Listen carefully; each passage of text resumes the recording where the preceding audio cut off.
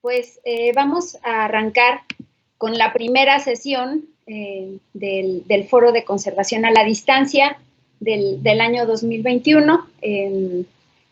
Nada más decir pues que creo que ha sido un foro muy importante para conocer el trabajo que distintas áreas, no solamente de la coordinación de conservación, sino el importante trabajo también que se desarrolla en los centros SINA, conocer los proyectos, las actividades que se están desarrollando.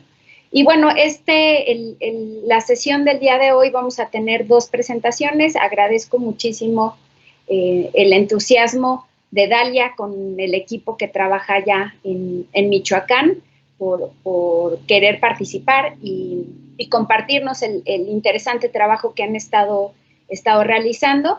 Y después de la presentación de Dalia y del arqueólogo Ramiro, va a presentar David Torres, que como saben está de regreso de la maestría, y pues viene también a compartir. Creo que es muy importante ese ejercicio, después de haber estado poco más de un año realizando estudios, pues compartir cuáles son las experiencias y enriquecer con eso que los estudios que estuvo realizando David, poder enriquecer y fortalecer líneas de trabajo al interior de la institución.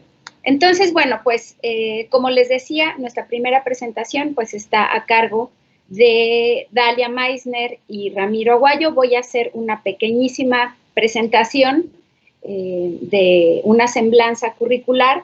Dalia Meissner estudió la licenciatura en Restauración de Bienes Muebles en la ENCRIM y la maestría en Desarrollo y Promoción Cultural en la Universidad Autónoma de Coahuila. Realizó labor docente durante 4 años en la ENCRIM, antes de ingresar a la sección de Conservación y Restauración del Centro INA Michoacán, donde labora desde hace 17 años. Y Ramiro Aguayo es licenciado en Antropología con especialidad en Arqueología por la Unidad Académica de Antropología de la Universidad Autónoma de Zacatecas. Es maestro en Arqueología por el Centro de Estudios Arqueológicos del Colegio de Michoacán y actualmente es profesor investigador del Centro INA Michoacán. Dalia, Ramiro, bienvenidos. Ellos nos van a presentar el archivo de San Jerónimo Purenchecuaro, trabajo interdisciplinario del Centro INA Michoacán. Adelante, Dalia, Ramiro, muchas gracias por estar aquí con nosotros.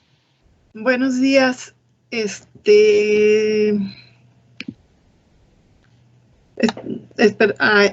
Yo ya veo la presentación, ¿la ven ustedes? Ya se ve, Dalia. Bueno, pues estoy presentando ahorita junto con Ramiro Aguayo, que es de la sección de Arqueología del Centro INA Michoacán. Este es un trabajo que no hemos hecho solo nosotros dos.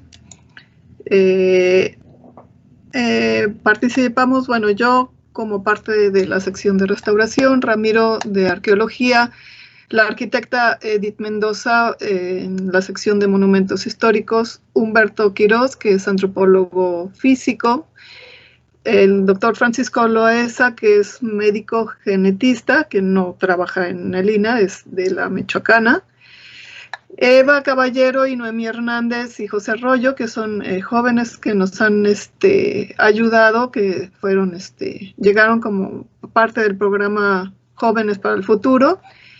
Y bueno, sí me gustaría hacer una mención especial, aunque no le pude avisar que iba a haber esta presentación, a Irving Sisun, al que conocimos como sacristán en San Jerónimo Purenchecuaro, pero que se sumó como un historiador nato y de corazón, y además súper con muchísima pila, y pues fue promotor y parte del proyecto.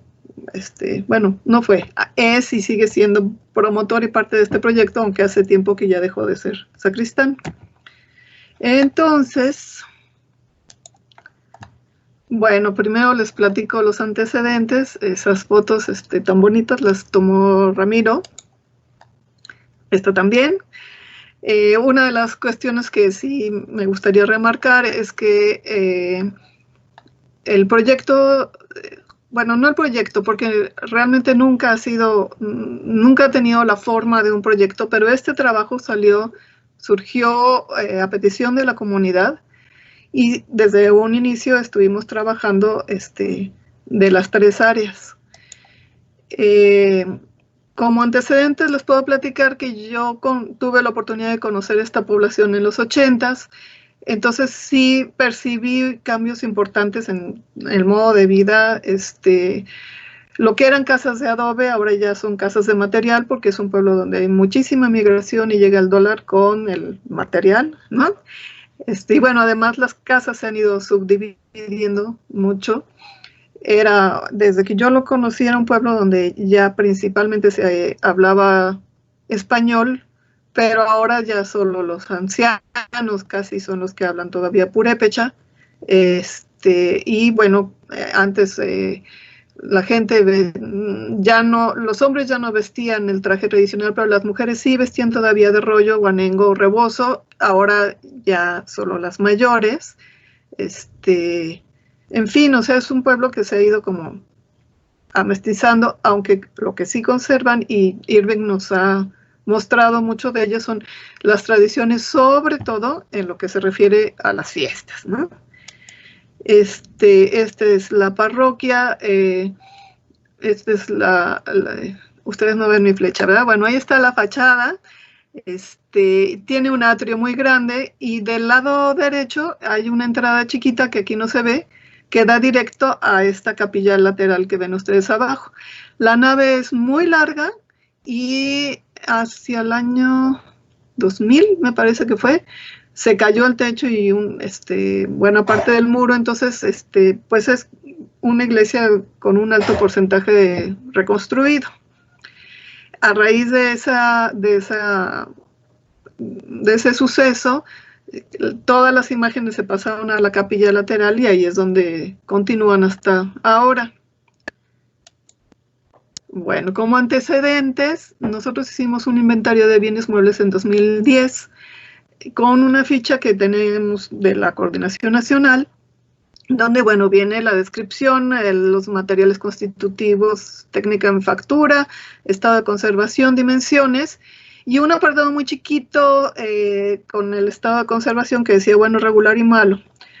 Por lo que nosotros agregamos la segunda página que ven abajo, con un campo abierto para detallar el estado de conservación. A veces agregamos una propuesta de intervención también, y un campo para observaciones donde podemos poner todo lo que podamos averiguar de la pieza, si sale, si la visten de anaranjados, y lo que sea, lo que encontremos, ¿no? Y lugar para fotografías de detalles pensado para esto que llamamos las señas particulares, ¿no? Más bien detalles de estado de conservación. Entonces, bueno, hicimos ese inventario y resultó que en 2015 se robaron el Niño Dios de la Virgen del Carmen. Aquí tienen ustedes el conjunto con las fotos que teníamos gracias al inventario de 2010. Y teníamos estas fotos del Niño Dios. Entonces, gracias a estas fotos, cuando el padre Juan Antonio Valdés, acompañado de los colectores y la vela perpetua, llegaron a denunciar ante el INAH, hicieron la denuncia en la tenencia y en la PGR, pues pudimos nosotros proponer, bueno, no podíamos recuperarlo, pero sí podíamos hacer una réplica. Y quiero que vean ustedes en la foto de la derecha que el niño tiene unas manos muy particulares, en especial su mano derecha está así como haciendo cuernitos, ¿no? Teníamos las dimensiones, también las encargadas tenían ropita del niño, entonces con eso nosotros pudimos meterlo al seguro. Tardamos más de 2 años porque, bueno, una es que nosotros no muy bien sabíamos cómo meter esto al seguro, nosotros, quiero decir, todo el centro INAH, y bueno, hubo que hacer un proyecto formal, que me rebotaron tantas veces cuanto fue necesario hasta que quedó completísimo. Para mí fue difícil encontrar escultores que conocieran la técnica tradicional. Los encontramos, hicieron los presupuestos, pero después de que pasaron pues 2 años en los que la verdad es que le dimos seguimiento porque la gente de San Jerónimo insistió, en particular Irving. Entonces, pues hubo que pedir una actualización de los presupuestos, negociar con la comunidad, pues que pusieran la parte que faltaba, pero finalmente se logró. Ahí está el escultor Cuauhtémoc, ay, se me olvidó el apellido, que vino a checar el color de la piel con Irving, que está ahí junto al escultor es Irving. Le pedimos que lo firmara y lo fechara. Y bueno, está las fotos de cómo quedó el niño. No es igual, pero es parecido, y en particular se mantuvo la posición de los dedos de las manos como un distintivo, ¿no? Aunque algunas de las personas de la comunidad no querían porque estaba haciendo cuernitos, y eso pues es como invocar al diablo, ¿no? Aquí está el día de la entrega, está el padre mirando al niño muy de cerca. Es un padre nuevo, no es el que hizo la denuncia. Entonces, presidenta de los colectores.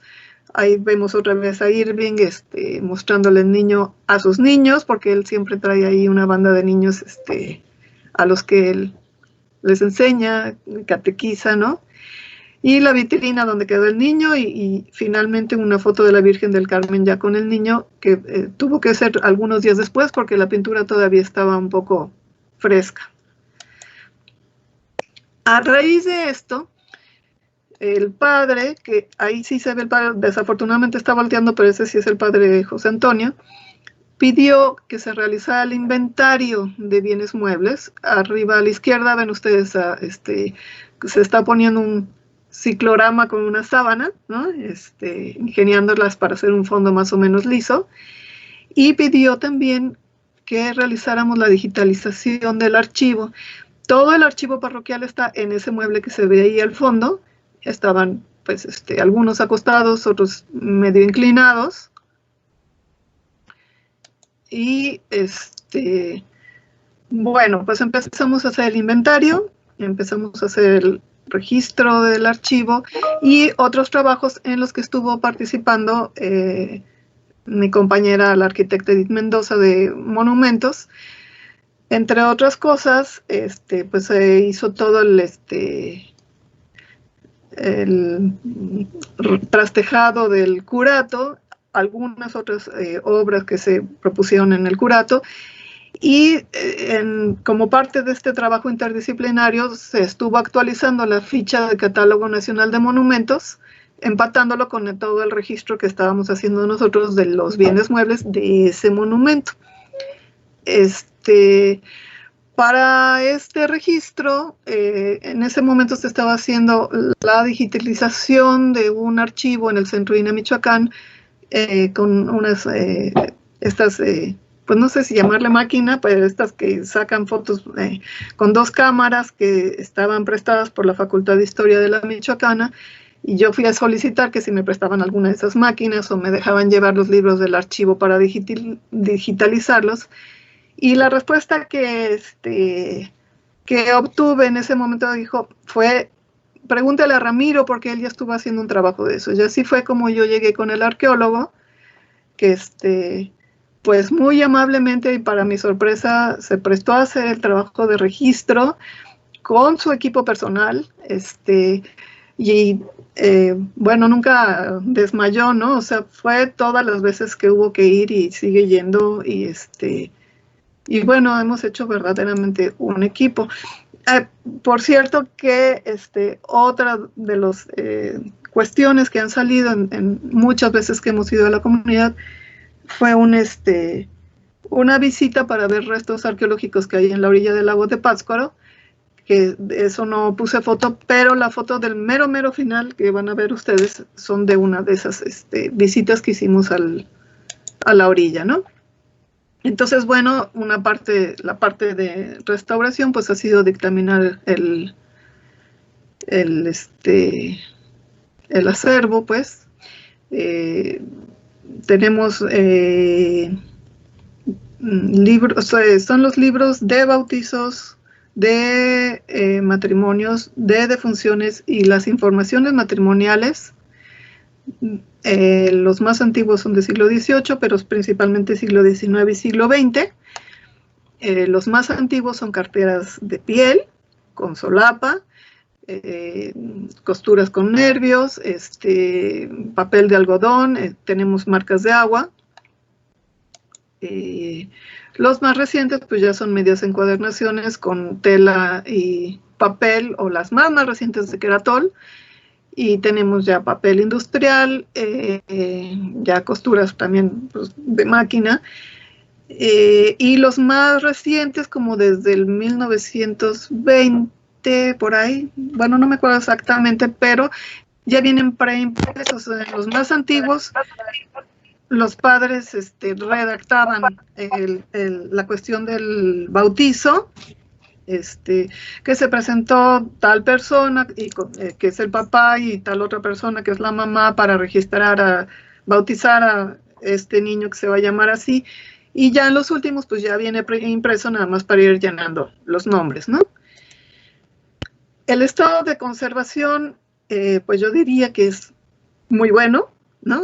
Realmente sí hay algunos problemas, pero yo diría que el 90% de los libros está pues, muy bien, ¿no? Sí hay algunos problemas, estos son en los más antiguos, hay algunos que sí están más amolados, ¿no? Tenemos orillas maltratadas, pues lo normal, ¿no? Cuando se pierde o falla la encuadernación, pues las orillas están maltratadas, algunas que están rotas, algunas que están medio descosidas. Tenemos migración de tintas, ¿no? Aunque no llega a haber perforaciones en ningún caso, pero sí algunas hojas rotas. Estos también son los más antiguos, ¿no? Que sí están más amolados. Tenemos manchas. Esto de que hay gilófagos, hay uno que otro hoyito, pero francamente yo diría que no hay problema, ¿no? Pero bueno, hay algunos. Y bueno, tenemos numerosos papelitos, varios de ellos como agregados que por algún motivo no se pudo hacer el registro directamente en el libro, ¿no? Y entonces el padre lo anotó en una hoja que luego metió. Y también, bueno, tenemos hasta boletos de camión, ¿no? Una de las cosas que a nosotros nos ha gustado mucho con este trabajo, pues ha sido comparar firmas. Hay padres que hicieron dibujitos, las letras, ¿no? La letra de cada padre, y hasta el humor a veces se ve, ¿no? Que, ay, parece que este día estaba enfermito porque se ve la letra toda temblorosa. Bueno, ha sido un trabajo, pues, muy interesante, ¿no? Que nos ha llevado mucho tiempo. Esta es una de las hojas que estuvo haciendo Irving porque le encargamos que pues fuera anotando el número de hojas y las observaciones, y él fue el que empezó a hacer observaciones, por ejemplo, de que se repetían causas de defunción, o que no, a ver, miren, pues en las fechas alrededor de la guerra hay un montón de muertos que dice causa de defunción balazo, ¿no? Ese tipo de observaciones fue él el que empezó a hacernos notar que, bueno, pues que ahí hay una información riquísima, ¿no? Entonces, ahora mi compañero Ramiro Aguayo les va a hablar sobre el proceso de digitalización y los resultados que que han salido, pues, de este trabajo. Muchas gracias, Dalia. Gracias a todos quienes integran este importante foro. Nuevamente, aquí, nos dieron la oportunidad de participar, y efectivamente, retomando esta parte de la digitalización del archivo, una de las primeras cosas en las cuales bueno, personalmente yo me tuve que enfrentar, si bien ya había un antecedente de registrar unas cuantas cajas que no eran todo un archivo, es cómo digitalizar un archivo histórico. Reconozco que desde mi trinchera, desde la arqueología, bueno, se aprende uno a digitalizar objetos tridimensionales, en fijarse en algunos detalles de cómo están construidas las piezas, etcétera, etcétera, ¿no? Pero no precisamente cómo digitalizar un archivo histórico. Si ustedes pueden ver en la diapositiva de arriba, bueno, estábamos a varios miles de pesos de distancia de tener un equipo así. Por suerte, uno de los foros donde pudimos ver es que prácticamente nos pedían contar con luces a 45 grados, aprovechamos las lámparas que teníamos para el registro de piezas arqueológicas, y pues notarán que retomamos unas muy buenas varas de membrillo que estaban ahí tiradas y nos sirvieron durante mucho tiempo, ¿no? Esto fue evolucionando poco a poco, al grado tal que si notan ahí de contrapeso, bueno, ya empezamos a utilizar ahí algunos de los implementos de la iglesia que nos sirvieron para equilibrar la cámara, ¿no? Perdón, es que aquí lo que me finalizó. Bueno, una de las cosas que también tuvimos que aprovechar fue precisamente el propio software que la cámara nos proporcionaba, que era un software de Canon y nos permitía controlarla de forma remota. De esta manera, de empezar a digitalizar 2 libros en cada ida que teníamos, llegamos a un punto de digitalizar 4 a 5 libros en cada visita, ¿no? Quiero resaltar que es una información ya un poco retrasada, ¿no? Ya olvidé actualizarla. Si bien aquí ya estamos hablando de 160 gigas de información, en realidad son cerca de 200 gigabytes los que tenemos y cerca de 12.654 imágenes que hemos recabado del archivo de San Jerónimo Poranchecuaro. Como bien decía José Luis hace rato, bueno, pues uno de los detalles es la parte de almacenar esta información. Recordemos que algunos formatos tienen vigencia, y si bien estamos tomando fotografías en calidad RAW desde 15 o 16 megapíxeles, pues esta información el día de mañana o dentro de 10, 15 años, pues no va a ser precisamente de alta calidad. O sea, digamos que tiene cierta vigencia. Una de las cosas que pensamos es que evidentemente cuando terminemos el registro de esta información es dejar el archivo ahí en la parroquia de San Jerónimo Poranchecuaro, pero no para que llegue alguien y diga, pues muchas gracias por haberme echado el catálogo y pues que no se reconozca el trabajo. Por lo tanto, entonces pensamos como medio de protección colocar marcas de agua tanto del Instituto Nacional de Antropología e Historia, del Obispado de Michoacán y de la parroquia para que pues mínimo les cueste un poco de trabajo, ¿no? Como bien dice Dalia, uno de los intereses que teníamos por este trabajo, pues sí, efectivamente también había cierto interés por llevar a cabo algunas líneas de investigación. Personalmente me llamaba mucho la atención que en los 70s, muchos de los 80s, la arqueóloga Helen Pollard decía que en la cuenca de Pátzcuaro la población pues no había alcanzado una estabilidad. La población había decrecido al momento del contacto español y no había alcanzado la misma estabilidad prácticamente hasta principios del siglo XX. Entonces, al tener los registros tan viejos desde los años 1600 hasta la actualidad, pues veíamos que esta era una oportunidad para ver cómo se había comportado una oportunidad en la cuenca de Pátzcuaro, ¿no? Propusimos prácticamente 4 fases de trabajo, en las cuales hemos de reconocer que ahorita estamos en las fases 1 y 2, todavía nos falta un poquito de la fase 3 y 4, y lo que le vamos a presentar son resultados preliminares. Hemos tenido la fortuna de contar con el apoyo de varios compañeros y compañeras de la Universidad Michoacana que me parece que nos están aquí acompañando, y los que más se han llevado, digamos que la verdad es frías y le estamos haciendo que se les olvide el español moderno y que empiecen a hablar castellano antiguo, es a Noemí y a Eva, quienes han hecho una cantidad de registro, la verdad, formidable, ¿no? Una de las cosas que notamos cuando de repente nos decía algunos de las compañeras, me decían, oye, pues empiezan a morirse un montón de gente y ya no lo había señalado Irving. Entonces empezamos como mero juego, a colocarles un color a cada una de estas distintas causas de muerte. Encontramos más de 58 causas de fallecimiento hasta el momento y empezamos a notar que se agrupaban, ¿no? Pero al ser una comunidad bastante antigua, San Jerónimo Poranchecuaro, pues las formas o las maneras como la gente muere o cómo los han registrado ha variado. Entonces hemos encontrado al menos 3 principales causas de muerte que tienen que ver con cuestiones accidentales, que son desde personas que mueren ahogados por la laguna o que se les cae un pino, que son asesinados, en fin. Otros naturales, que son, digamos que la mayoría, tienen que ver por las cuestiones de epidemias, pandemias, parto, enfermedades diversas, etcétera, etcétera, y algunas que tienen más bien un carácter cultural, ¿no? Por ejemplo, el espanto, el insulto, el propio empacho, enfermedades que nos han llamado la atención y que esto también ha propiciado que poco a poco y en días recientes se integre el compañero Juan Gallardo, especialista en antropología médica en la región de Pátzcuaro, ¿no? Son algunas de las causas de muerte que hemos encontrado y bueno, esto también nos ha llevado a hacer un conteo estadístico de al menos algunos años, desde 1793 hasta 1921, donde tenemos una buena cantidad de información sobre nacimientos y muertes. De ahí en más varía la cantidad y calidad de los datos que tenemos, ¿no? Nos llama mucho la atención que, por ejemplo, algunas prácticas culturales, como es el bautizo, se están realizando entre los primeros 3 a 4 días de nacimiento, y prácticamente conforme avance el tiempo es muy poco probable que los niños fueran bautizados, probablemente por la alta mortalidad que hemos encontrado en los infantes, ¿no? Y bueno, mapeando un poco, esto es lo que tiene que ver los registros que hemos encontrado de dónde provenía la gente que vivía y que moría en San Jerónimo Purenchecuaro. Esto es nada más de la parte de la comarca, que tiene que ver mucho con la cuenca de Pátzcuaro, la vecina región de Zacapu, pero hemos encontrado también registros que vienen desde Bolivia, España, Estados Unidos, alguna parte de la población española que vive principalmente o que fallece hacia los 1810, 1820, y nos llama ya la atención que para 1910 ya se empiezan a registrar los primeros migrantes que fallecen en Estados Unidos.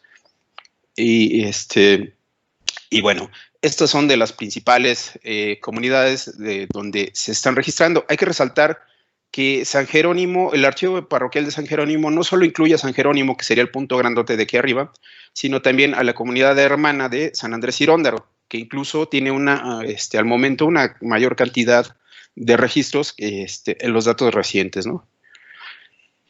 Bueno, aquí no sé si se puede ver un poco, pero hemos encontrado, comparando un poco las defunciones con los nacimientos, y hemos encontrado algunas pandemias bastante importantes en términos históricos. Aquella de 1798, que tiene que ver con la viruela, que parece que proviene de Centroamérica, sube por toda la Nueva España, y aquí empieza a afectar por ahí de los meses de junio, julio, si mal no recuerdo.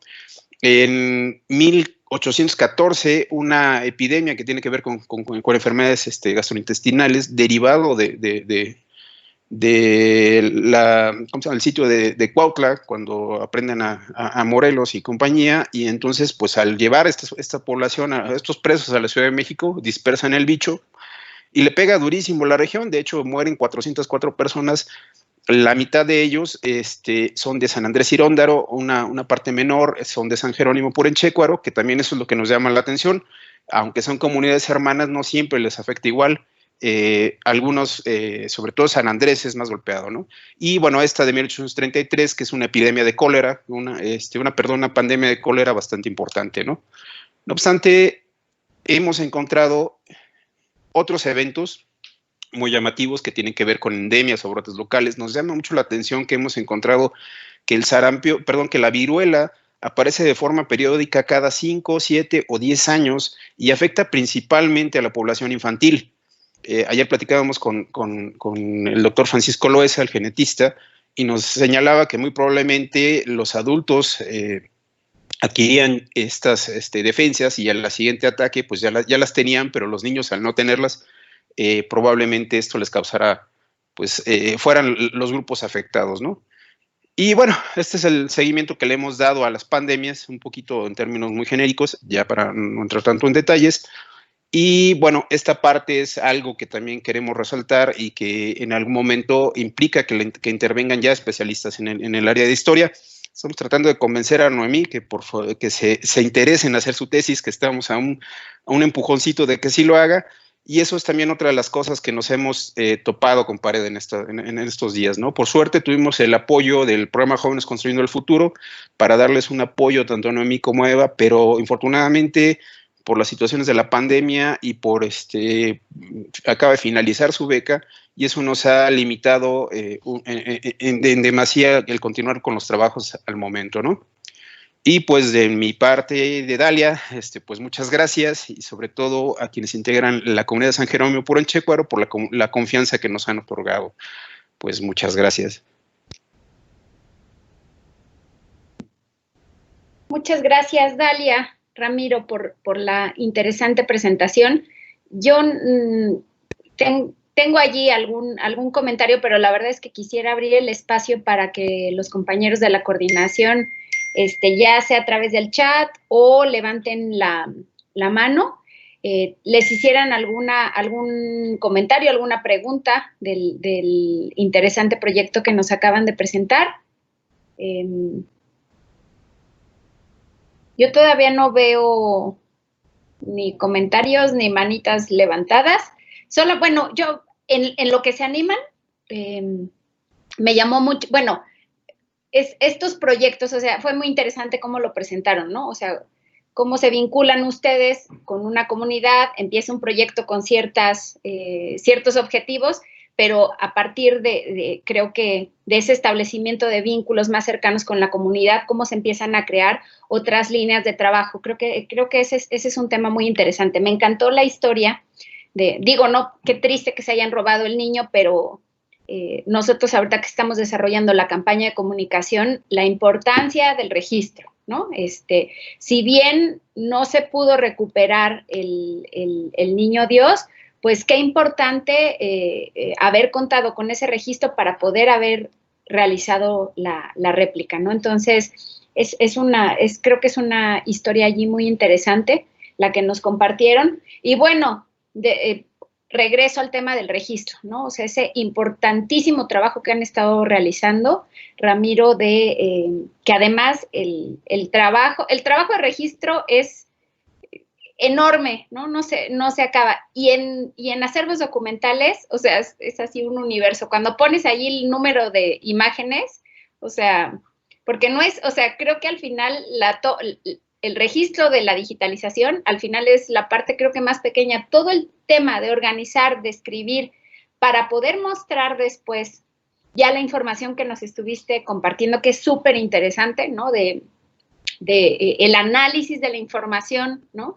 Cómo van vinculando los números de muertes con enfermedades que estaban sucediendo, es hacia allá va el tema de los registros también, ¿no?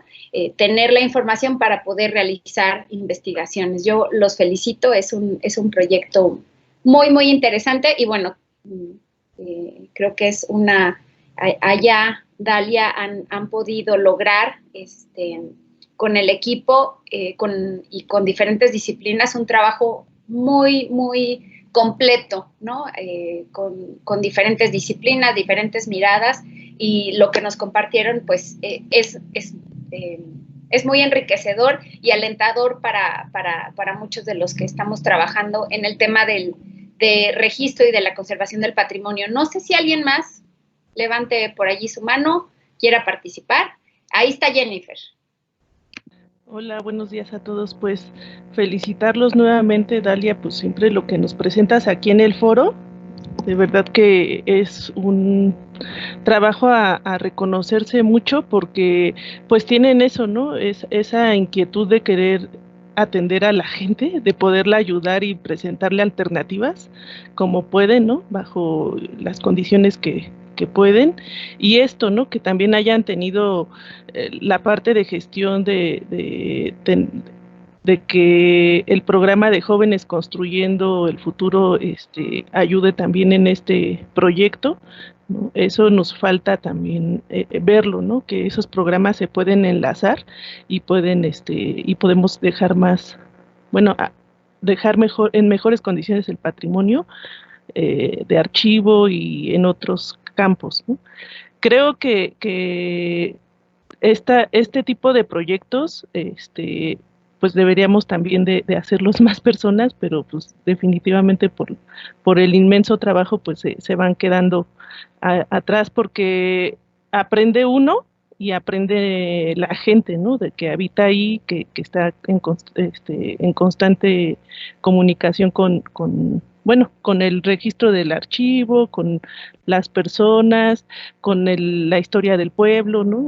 Entonces, a mí, pues nada más me queda felicitarlos porque siempre el trabajo que han hecho es de gran impacto en este sentido y de alianza con la gente, ¿no? De que vean que ese archivo pues tiene un futuro en su población, ¿no?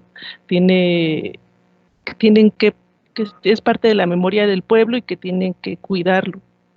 Y pues nada más eso, no sé, en cuanto a la custodia ya del trabajo que se hizo, ¿quién se hace cargo, no? ¿Siempre sí van a ser la parte eclesiástica o va a ser un grupo de la sociedad? Nada más hasta ahí. Bueno, nosotros hemos estado, hay una parte que pensamos nosotros que darles una versión digital a ellos que tienen ahí los libros, pues no O sea, no cambia mucho, o sea, ellos tienen el derecho de tenerlo y de cuidar sus libros, ¿no? Pero el tema es nosotros cómo guardarlo, ¿no? Y sí, cuando se hizo la digitalización de Casa Morelos, que tuvimos contacto con pues estuvimos preguntándoles, ¿no? Cómo se hacía y qué íbamos a hacer y no sé qué. La realidad es que como ha sido algo que ha ido creciendo como espontáneamente no lo hemos nunca metido como un proyecto y entonces pues lo vamos haciendo cuando vamos pudiendo, ¿no? O sea, poco a poquito no lo hemos terminado ni la parte, o sea, también el archivo pues llega hasta ayer y cada día crece, entonces pues siempre estamos en la duda en dónde cortar, ¿no? Si incluimos la temporada de la Revolución Mexicana, si incluimos la temporada de la Guerra Cristera, ¿no? Porque fue un tiempo en el que fue la única parroquia abierta en la región, ¿no? Y entonces, bueno, no lo hemos terminado, nos falta, pensamos que poco, y pues nos falta ponernos a escribir un informe y unos resultados, ¿no? Que no les podemos presentar porque no lo hemos hecho. Pero dentro de esos resultados, pues sí tenemos que pues, ver cómo poner esta información en uso, ¿no? Que sea útil. Y una de las cosas que a mí me olvidé, y creo que Ramiro también olvidamos comentar, es que bueno, que este tipo de trabajos va haciendo presencia, la comunidad te va adoptando, te invitan a desayunar en una pachanga, ¿no? Pero uno de los resultados muy importantes que tuvimos fue que nos permitieron, o sea, nos pidieron un dictamen de su libro ay, ¿cómo se llama? Es un libro que guardan en la tenencia donde dice Los Linderos del Pueblo, y nos permitieron digitalizarlo también. Entonces, pues eso es como todo un honor para nosotros, ¿no? Gracias, no sé, Dalia. Ramiro, si tú tengas algo que... Y rápidamente, sí, efectivamente, y comentar esto que dice Dalia no fue cualquier cosa, porque incluso llegó el encargado de los cargueros con el libro en mano, con 2 personas, y estuvo presente ahí hasta que lo terminamos de digitalizar. Hay un detalle aquí que quisiera resaltar. Alguna compañera que se dedica al estudio de estas, se me fue también el nombre ahorita, sobre las tierras, bueno, que nos lo pidió para un estudio, para hacerlo, y se lo tuvimos que negar. Lo que le dijimos, no. Oye, pero es que no seas mala onda. No, mira, no es que sea mala onda. Lo que pasa es que ellos nos lo dieron para otro fin. O sea, no me están preguntando, es bueno, es falso, o sea, eso es algo que a mí no me interesa y ni tengo por qué decirlo, ni me lo preguntaron. Ellos me trajeron su documento para que se digitalizara y en caso de pérdida, se pueda utilizar. Y además, esto puede generar problemas y conflictos en una región que es algo, pues, algo delicada. Sí, son muy, muy hospitalarios la gente de San Jerónimo, pero pues no lo estaban pidiendo, ¿no?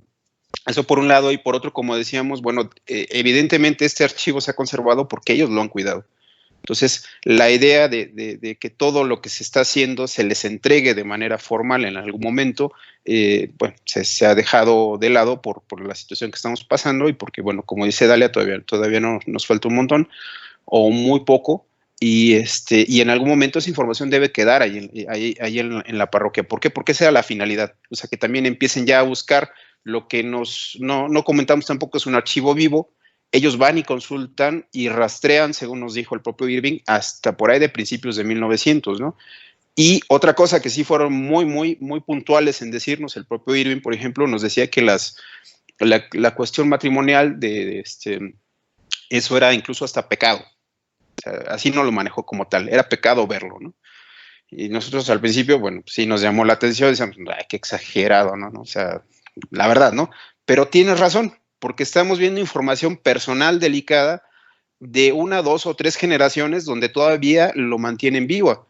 O sea, el panteón ahorita ya no está enfrente de la iglesia, está en las afueras de la comunidad, pero hay gente que todavía sabe dónde está su bisabuelo en la plaza y nos dice, es que aquí está mi bisabuelo, ¿no? Entonces todavía mantienen ese contacto con los antepasados. También esa es otra información que necesitamos manejar con cierto cuidado y entregarlo a quien se tenga que entregar con las medidas correspondientes, ¿no? Muchas gracias, Ramiro. No sé si Eva quiera agregar algo allí, comentar o...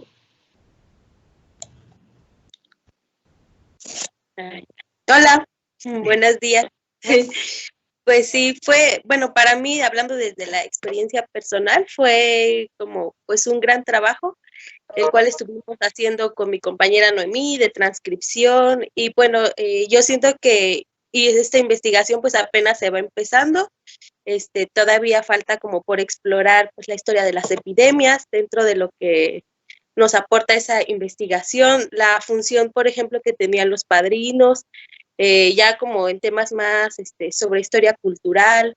Yo creo que toda la información que recabamos, que sí fue bastante, trabajamos prácticamente lo que es las actas de defunción, que ya están todas completas, y también actas de bautizo, que yo creo que con esa información ya podemos, se pueden hacer muchas tesis, proyectos de investigación, y pues fue una experiencia muy bonita, bueno, en mi caso personal.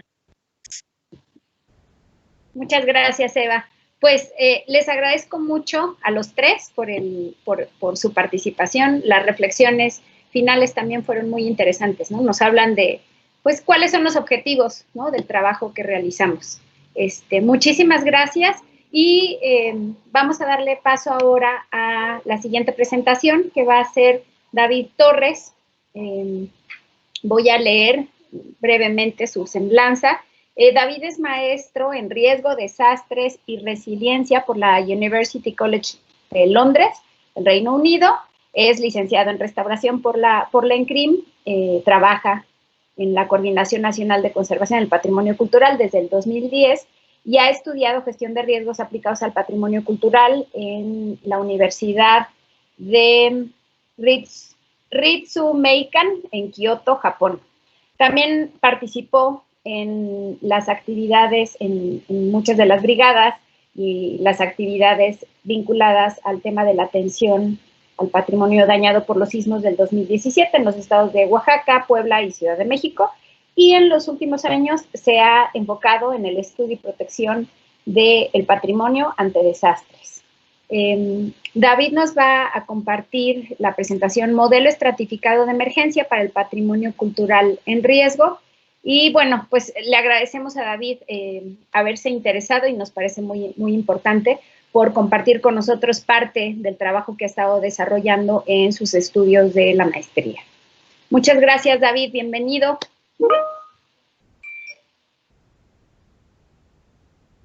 Tu micrófono, David. Porque no te... Bueno, yo no te escucho. Ya, discúlpenme. Ahí está. Ya. Buenos días a todos y muchas gracias, Talia, por la presentación y por la invitación. Y pues sin más voy a empezar.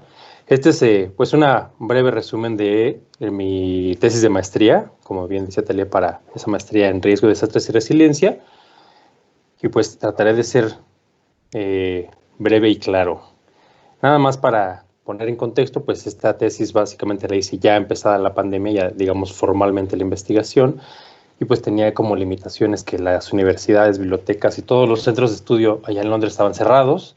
Tampoco podía viajar ni al interior del país ni al exterior del país, entonces pues en realidad tenía que trabajar o desarrollar una investigación que me permitiera trabajar a distancia básicamente, pero yo quería que tuviera una aplicación directa en México, por supuesto. Entonces, bueno, quería usar herramientas cualitativas y cuantitativas, entonces diseñé esta investigación que me permitía trabajar pues entrevistas a distancia. Ahorita les voy a platicar un poquito.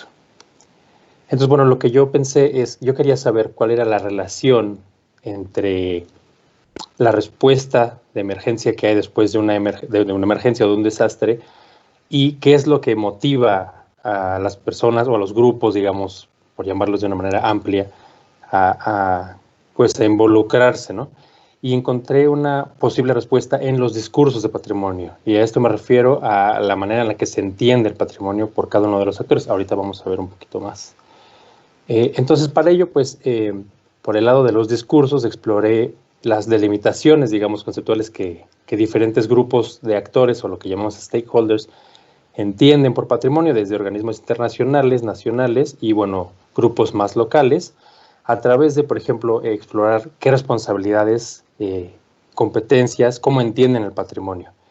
Y esto se traduce en qué capacidades de respuesta tienen. Y por otro lado, las respuestas de emergencia, desde el lado del estudio de los desastres, digamos, los modelos actuales o más comunes que hay para responder a las emergencias, y cómo hay, por ejemplo, hay algo que le llaman culturas y subculturas del desastre, que ahorita les voy a explicar, y esto se traduce en respuestas organizadas, no organizadas, y formales e informales.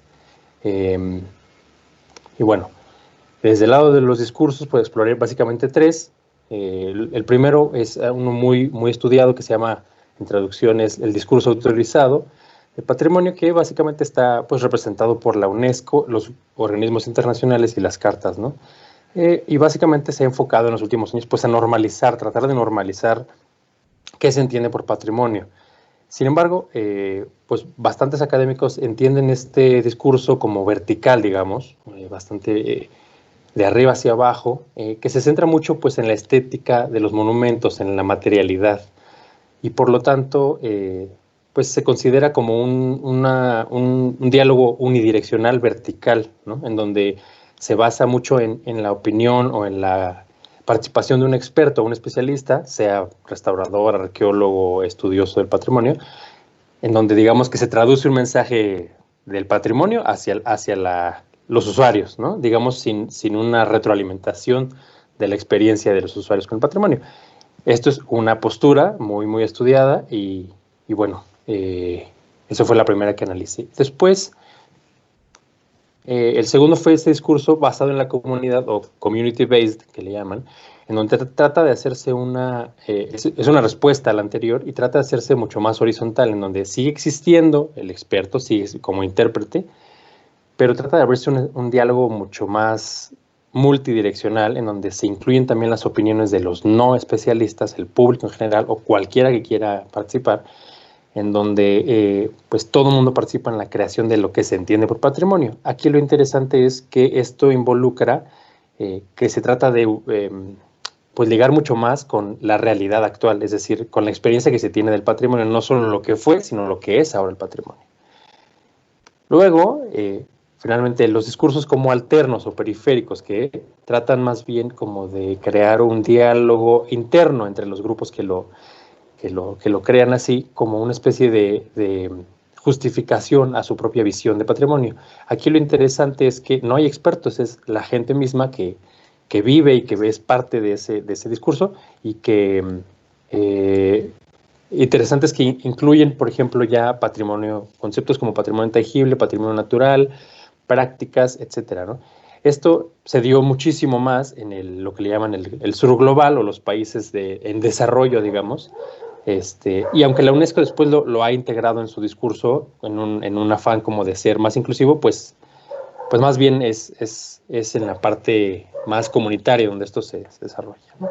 Ahorita vamos a ver cómo esto se liga a la respuesta. Y luego, por parte de las respuestas, digamos, de los modelos de respuesta, me encontré que era esencial describir o explorar qué era el concepto de cultura como una forma de entender cómo se relacionan los grupos humanos con las amenazas y los peligros que los rodean, ¿no? Y cómo esto es una especie de camino de interpretación. Entonces, pues la cultura básicamente es muy amplio, por supuesto, pero lo entendí como, pues, patrones de comportamiento, ¿no? Que se basan en series de valores, creencias, actitudes, etcétera, pero que se vuelven como herramientas y mecanismos para interactuar con el mundo, incluido el peligro, las amenazas y, pues, los fenómenos naturales que se pueden convertir en un desastre. Estas herramientas normalmente se traducen, digamos, en prácticas, sitios, grupos de respuesta para poder hacer frente a estas amenazas o estos peligros, y que pues son como las herramientas básicas para poderles hacer frente, ¿no? Y esto, por ejemplo, es entendido por también una buena parte de estudios académicos como culturas del desastre, es decir, aquellos grupos humanos que se enfrentan al mismo tipo o a la misma amenaza, digamos, que comparten una experiencia.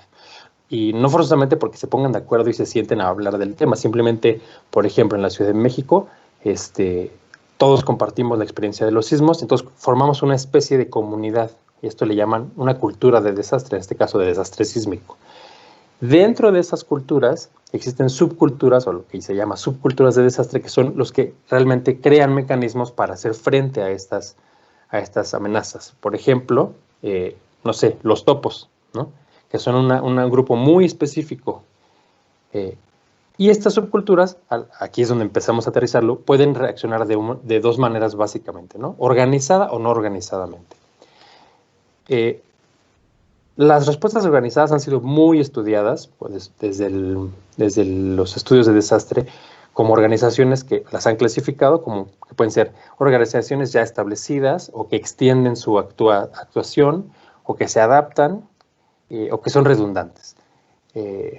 A esto se refiere con organizaciones que ya tienen cierta estructura, cierta preparación, y lo interesante es que se basa en el trabajo de profesionales, es decir, los voluntarios aquí tienen poca cabida, y la única forma en la que pueden ser incluidos desde este punto de vista es a través de estas otras organizaciones que ya existen, siempre y cuando como que justo tengan un espacio donde se absorban los voluntarios. Sin embargo, por supuesto existe la respuesta no organizada, en donde pues la gente, las personas reaccionan cuando perciben que algo que es culturalmente significativo está en riesgo. Y aunque normalmente esos son los primeros en llegar, los primeros en actuar, los modelos de respuesta tradicionales, digamos, no los contemplan al no ser profesionales. Entonces, para poder como poner en práctica este marco teórico, digamos, pues me puse a analizar el estudio, el caso de los sismos del 17, con particular énfasis en Oaxaca, ¿no? Para hacer una muestra manejable. Entonces lo que hice fue, bueno, por un lado, en la investigación cualitativa, que tenía que ser a distancia, pues hice 17 entrevistas semiestructuradas en línea, en donde abordé temas, por ejemplo, como tipo de participación, detonantes de la participación, qué tipo de recursos y de capacitación o de preparación tenían, y pues la percepción de los entrevistados en cuanto a la discriminación, valoración, priorización del patrimonio y pues una evaluación del desempeño en la opinión de los encuestados.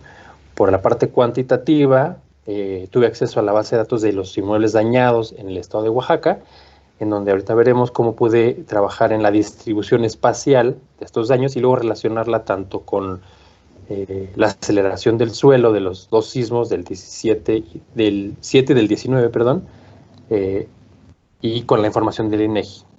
Entonces, por ejemplo, para las entrevistas tuve que hacer este mapa de actores, perdonen que esté en inglés, pero es un poco enredado, pero quiero resaltar que los principales actores aquí son los que están en líneas más oscuras, que son las autoridades locales de patrimonio, la comunidad misma y la oficina regional del INAH.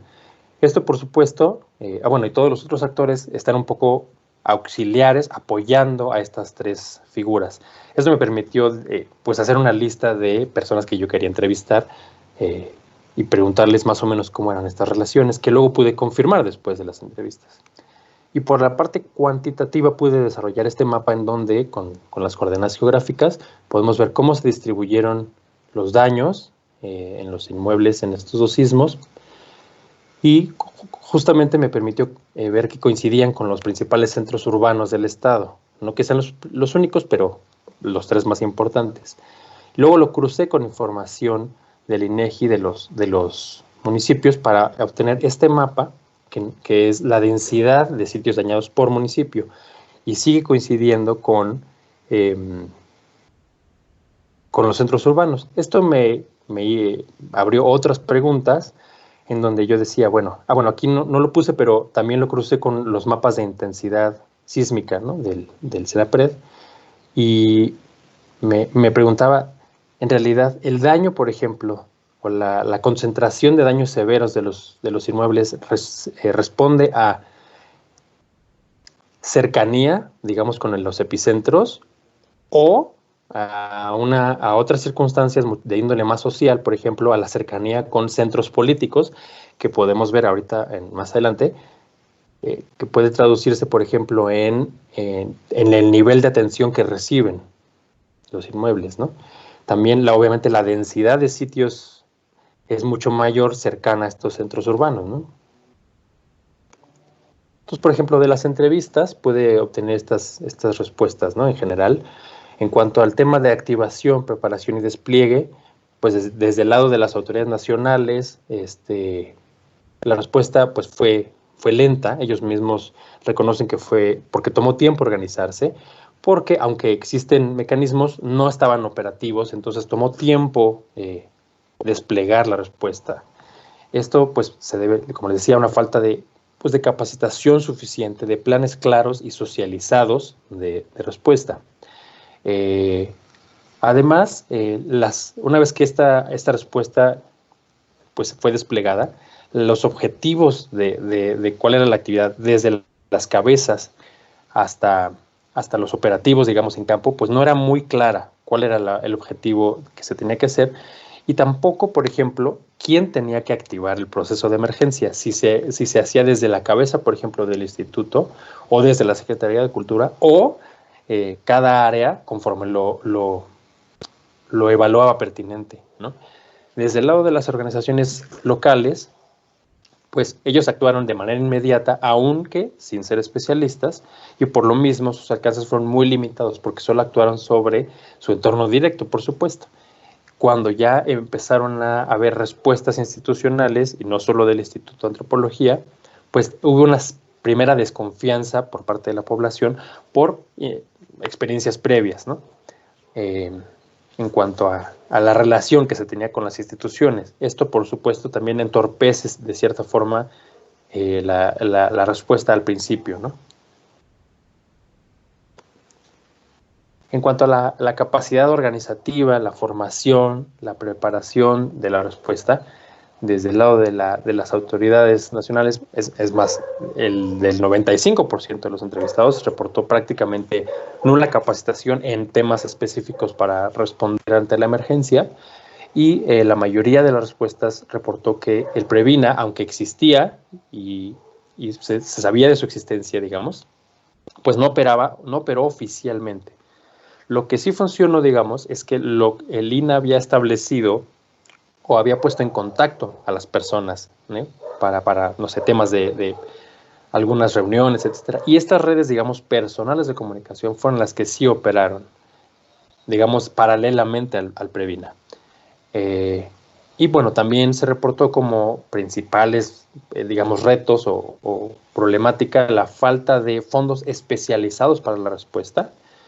Y no que no se utilizaran otros fondos, simplemente algo especialmente desarrollado para esa respuesta no había, y su insuficiencia de personal ya capacitado. Desde el lado de las organizaciones locales, sí tenían cierta preparación, no de esa magnitud, pero sí alguna organización, dado que habían estado atendiendo emergencias de menor magnitud previamente, pero eso les permitió tener ya cierta organización, cierta comunicación. Y aunque sus alcances siguieron siendo limitados, también les permitió enlazarse mucho mejor con la sociedad, que puso de su parte bastante y que adaptaron estructuras sociales que no tienen nada que ver con desastres, pero se adaptaron para la protección y rescate del patrimonio a tal grado que continuaron, digamos, siendo partícipes del proceso, incluso ya después, cuando ya se trataba del proceso de recuperación posterior. Finalmente, la interacción entre todas estas partes pues fue al principio reportada como muy atropellada, digamos, difícil, porque no existían convenios ya previos. Sin embargo, conforme fue avanzando la atención a la emergencia, pues fueron creando convenios, acuerdos, y mejoró muchísimo. Al día de hoy se reportaron muchísima mejor interacción. Sin embargo, al principio esto fue bastante complicado, sobre todo digamos, entre niveles, entre autoridades nacionales o internacionales y actores locales. Sin embargo, la estructura mantiene una visión bastante vertical que refleja, digamos, lo que veíamos al principio, que era el concepto de patrimonio que, por ejemplo, mantiene la UNESCO y que replica el Instituto de Antropología, se replica a nivel nacional en la Secretaría de Cultura, en donde es mucho más fácil interactuar entre autoridades nacionales e internacionales que muchas veces con las organizaciones locales o incluso con la respuesta informal, ¿no? Es mucho más complicado hacia abajo. Este análisis me llevó a crear este modelo donde trato de conjuntar justo el objetivo, que era la respuesta y la forma en la que se entiende el patrimonio. Por un lado tenemos en la parte de hasta arriba, en el 1, las organizaciones internacionales y todos estos cuerpos internacionales que entienden el patrimonio de una manera un poco más vertical y que yo aquí lo que trataba de reflejar en el modelo era, por un lado, no es que sean superiores uno al otro, simplemente es el nivel de influencia que tienen en la toma de decisiones, el acceso que tienen al patrimonio y la capacidad de respuesta inmediata en una emergencia. Estos fueron los 3 criterios. Entonces, por ejemplo, el número 1, las organizaciones internacionales representadas, no sé, por la UNESCO, por ejemplo, tienen un alto nivel de influencia en las decisiones, pero tienen poco acceso y por lo tanto poca capacidad de responder inmediatamente ante un problema, ¿no? Sin embargo, en el otro extremo tenemos las comunidades locales, los grupos locales informales o formales que, digamos, que se apegan muchísimo más a este concepto de patrimonio periférico. Por ejemplo, se me ocurren la manera en la que se entiende el patrimonio tehuano, por ejemplo, que no es estrictamente un monumento, sino son las prácticas, la comida, la vestimenta, la forma de hablar. Y ellos tienen un acceso directo al patrimonio, una capacidad rápida de atención, pero tienen muy poco nivel de influencia, digamos, hacia arriba de la pirámide. Este fue el modelo que yo creé, ¿no?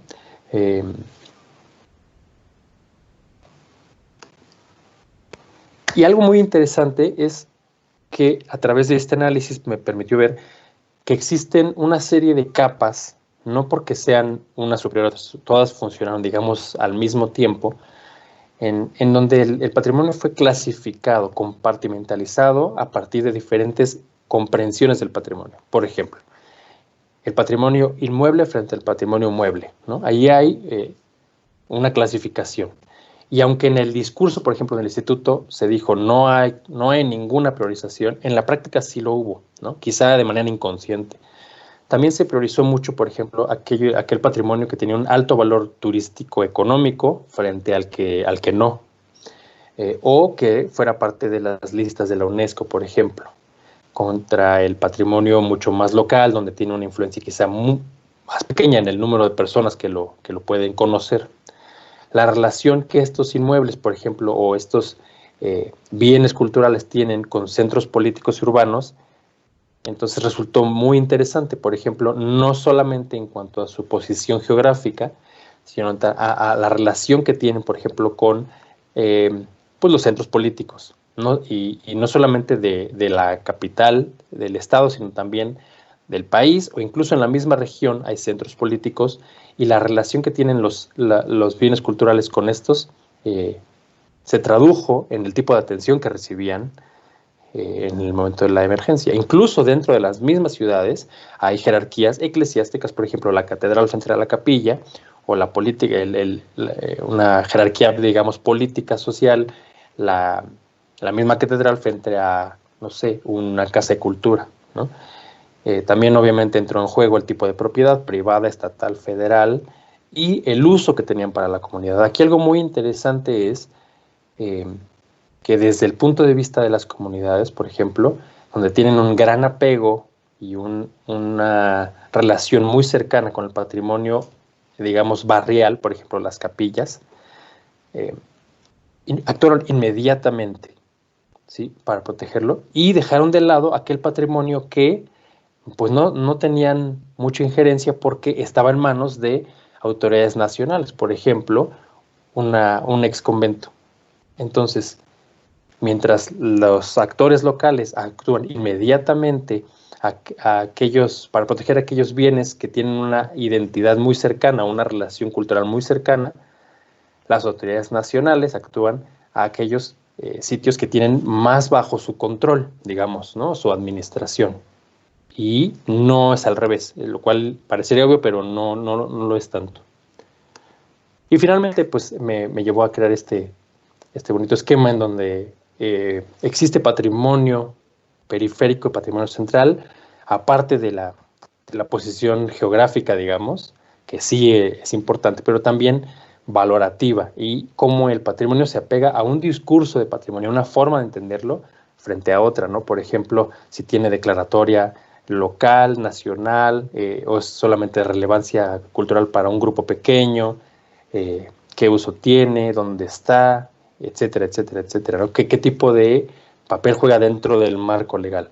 Y pues estas fueron todas las reflexiones que, a muy vuelo de pájaro, que yo hice en mi investigación, por supuesto limitados un poco por el espacio también en la tesis, el tiempo ahora para exponer, pero bueno, si alguien estuviera interesado en profundizar algún punto, con muchísimo gusto, aquí estoy.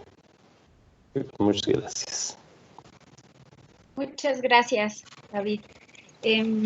Bueno, todavía no veo ningún comentario ni pregunta en el chat.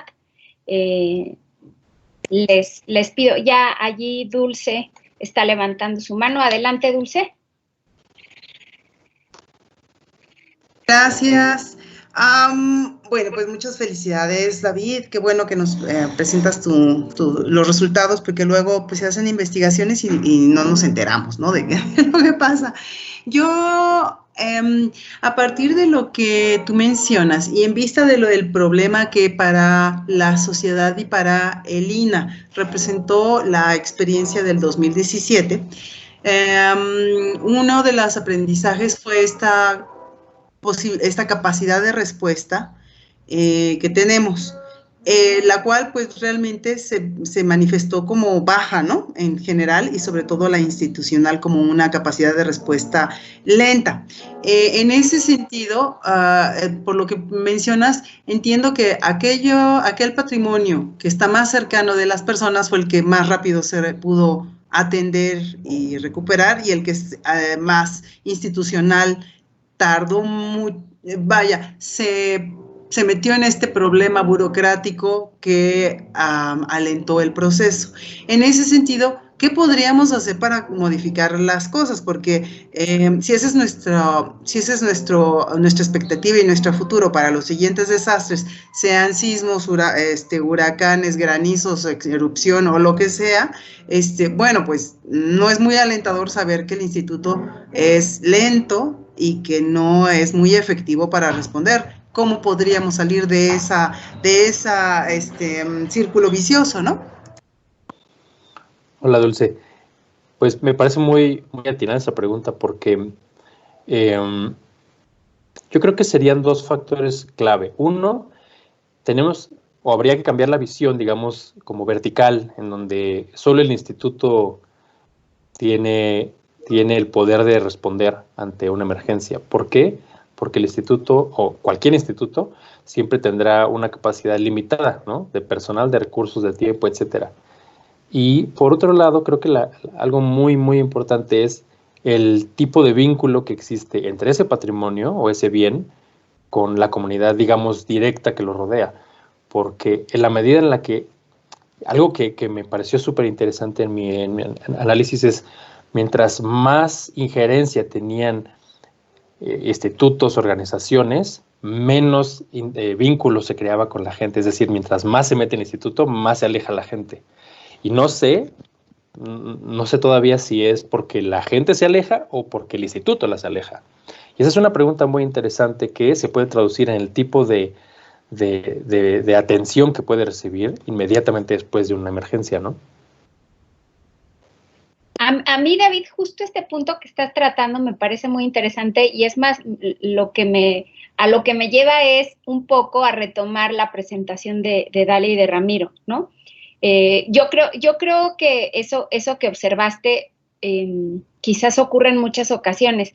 Lo que habría que analizar es qué tipo de acercamiento tiene el instituto con las comunidades para que eso sea disruptivo y lo que haga es que la comunidad o sea, no lograr el objetivo real que tendría el trabajo del instituto, ¿no?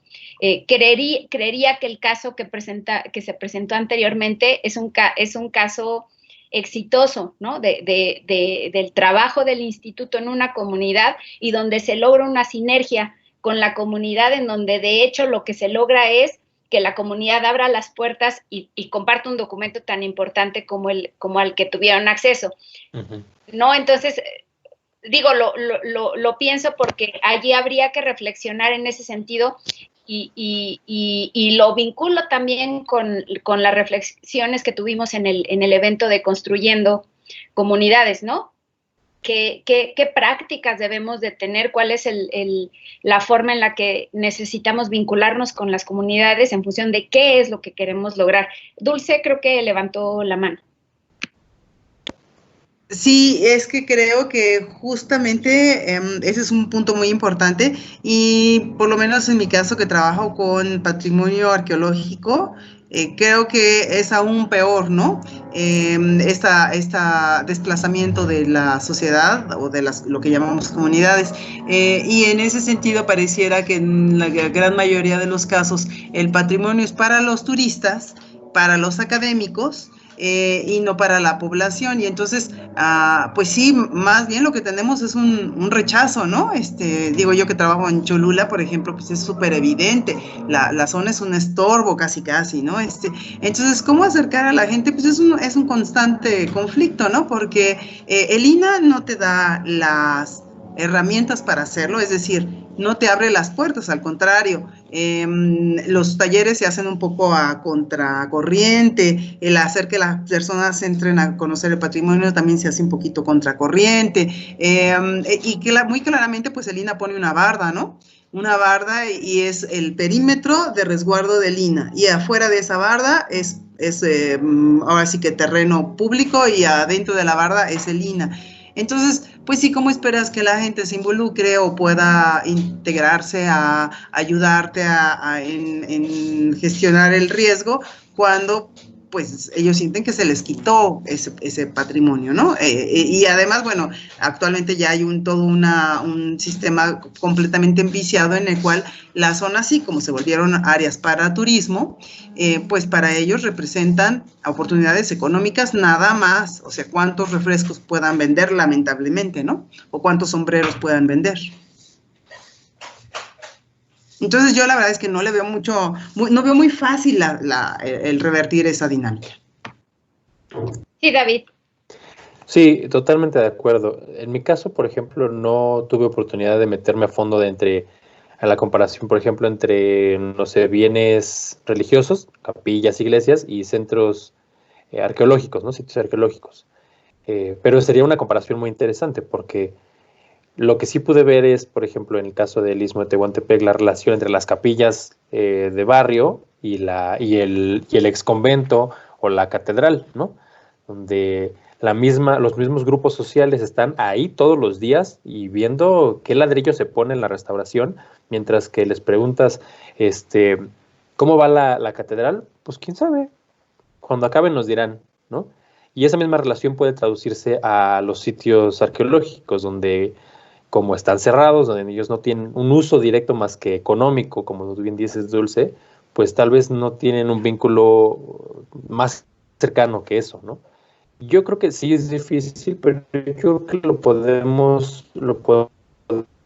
trabajar en una clasificación por ejemplo, aquellos sitios que el INAH ha trabajado de esta forma como excluyente, de alguna forma, y aquellos donde, y a partir, o sea, tener diferentes visiones. No podríamos tener un mismo plan para todos los sitios culturales que el INAH administra, porque justo la relación con la gente es distinta, ¿no?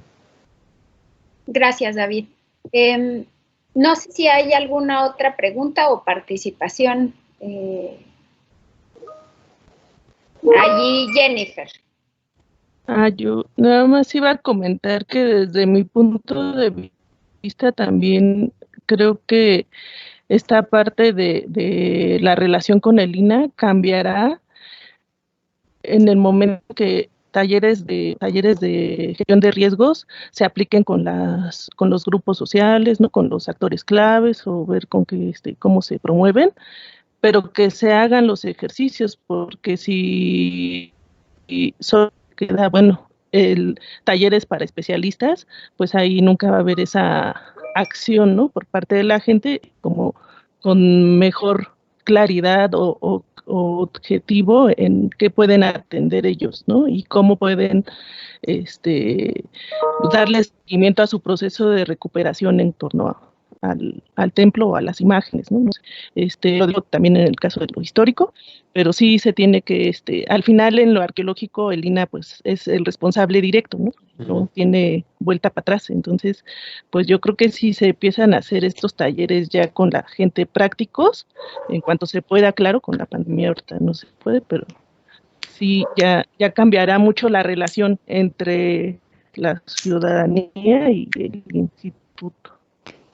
Sí, y perdón que me meta, pero también, por ejemplo, con los museos, es un caso completamente diferente, ¿no? David, creo que Yolanda tiene una participación. Sí. Sí, es un trabajo muy importante, más adelante, a más reuniones con este tema. Yo creo que mucho de esto radica en la educación en la gente, en la comunidad, que la comunidad tome como su patrimonio, siempre y cuando con los lineamientos que le dan los organismos. O sea, lo que dices tú, la verticalidad, que en un momento tendrá que irse modificando cuando haya más participación social. La parte social es básica y fundamental de aquí al futuro, porque es lo que queda. Las instituciones cambian, los directivos, lo que quieras, pero la comunidad y una manera de apropiación, pero en un sentido de educación, no de que ahora vamos aquí a vender lo que queramos, no.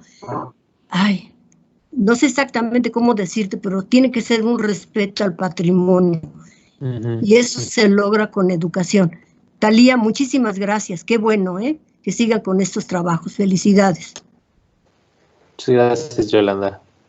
Pues tú ya has estado allí viendo, ya vi, David, contestando en el chat las felicitaciones, y bueno, creo que hay un reconocimiento allí importante a que estés presentando, o sea, que hayas regresado de la maestría y nos estés compartiendo el trabajo. Creo que, bueno, al final esa es la idea, ¿no? De los estudios, un poco, ¿no? Que sirvan para fortalecer el trabajo que estamos realizando, y ya lo hemos platicado, el tema de gestión de riesgos es un tema fundamental para el instituto y específicamente para la coordinación, pues es una línea de trabajo que vamos a estar impulsando.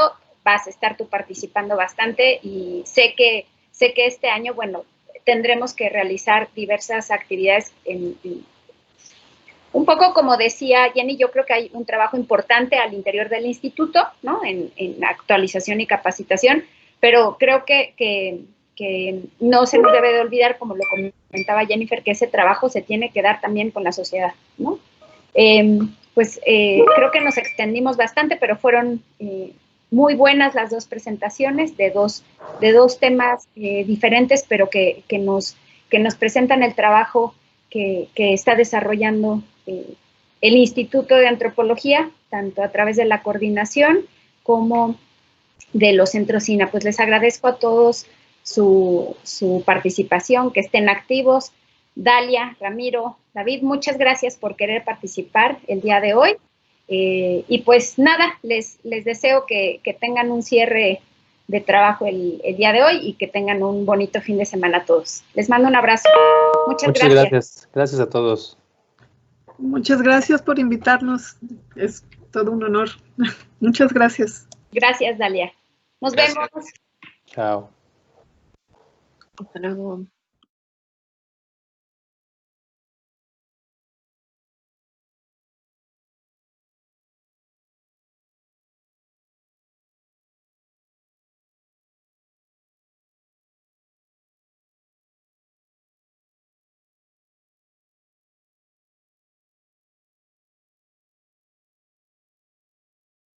Instituto Nacional de Antropología e Historia. Secretaría de Cultura. Gobierno de México.